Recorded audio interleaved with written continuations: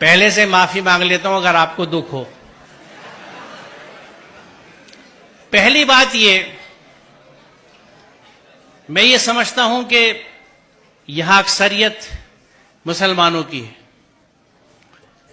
اور جو مسلمان اپنے آپ کو کہتا ہے وہ اللہ کے ہر حکم کو مانتا ہے. مسلمان کا مطلب یہ ہے. پورا قرآن ہم پہ فرض ہے. سورہ قصص 85 دیکھ لیجئے گا. ان الذی فرض علیک القرآن لا ردک الی معاد، فرض علیک القرآن. اسی قرآن میں جہاں خمر اور میسر سے ممانعت ہے، تو خمر کو تو ہم نے کہہ دیا کہ شراب، اور میسر کا ترجمہ کیا جوا، یہ حرام ہے، ان سے بچنے کا حکم ہے قرآن میں. میسر، جس زمانے میں یہ قرآن اترا، مفت پیسہ کمانے کا طریقہ صرف جوا ہوتا تھا، اس لیے اس کا ترجمہ جوا کیا گیا. میسر کا اصل معنی مفہوم ہے ایزی منی. ہر وہ پیسہ جو بنا محنت کے ملے وہ میسر ہے، جس میں جہیز آج کے زمانے میں سر فہرست ہے، لہذا حرام ہے. یہاں عربی کے پروفیسرز بھی بیٹھے ہیں، شاید اسلامک اسٹڈیز والے بھی ہوں، نہ ہوں تو آپ مل لیجئے گا، پوچھ لیجئے گا کہ میسر کا مفہوم کیا ہے. وہ پیسہ جو بنا محنت کے حاصل ہو، ہر طرح کا. اس میں جوا بھی ہے، سٹا بھی ہے، ریس بھی ہے، اس طرح کی اسٹاک مارکیٹس بھی ہیں جن کو سٹا ہی کہا جاتا ہے. یہ سب حرام ہے. ہم اگر مسلمان ہیں، بڑے افسوس کی بات ہے کہ ہم اپنے آپ کو مسلمان بھی کہتے ہیں اور مفت کا پیسہ بھی لینے کے چکر میں لگے رہتے ہیں. اس ذہن سے آزاد ہونے کی ضرورت ہے. دوسری چیز، الحمدللہ بیٹا بھی پالا ہے اور بیٹی بھی پالی ہے.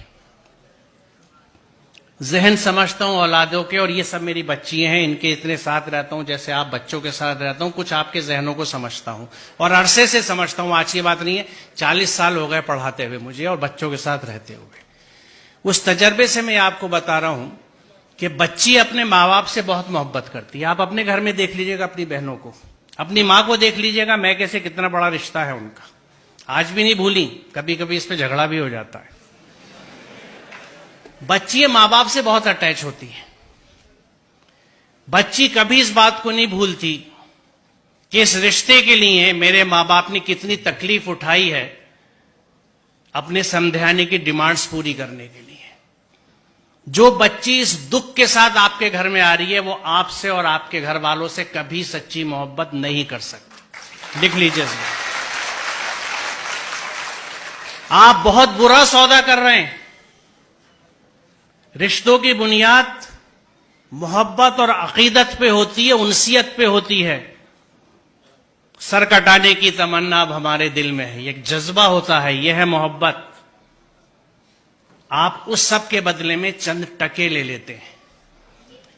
شاید گاڑی، کچھ استعمال کا فرنیچر، کیونکہ شاید آپ یہ سمجھتے نہیں یا یہ سمجھتے ہیں کہ آپ اسے نہیں کما سکتے. آپ کو نہ اپنی قوت بازو پہ بھروسہ ہے، نہ اس کے رازق ہونے پہ بھروسہ ہے، آپ کو سسرال پہ بھروسہ ہے.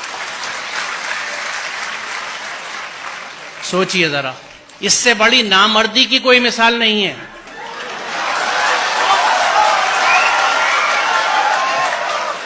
اور ہم کلیم کرتے ہیں کہ ہم مرد ہیں، مردانگی پہ لڑتے پھرتے ہیں. یہ کیسی مردانگی ہے کہ عورت کے گھر کے پیسے پہ آپ کھانا کھاتے ہیں، اس کا سامان لیتے ہیں. مجھے خوشی ہے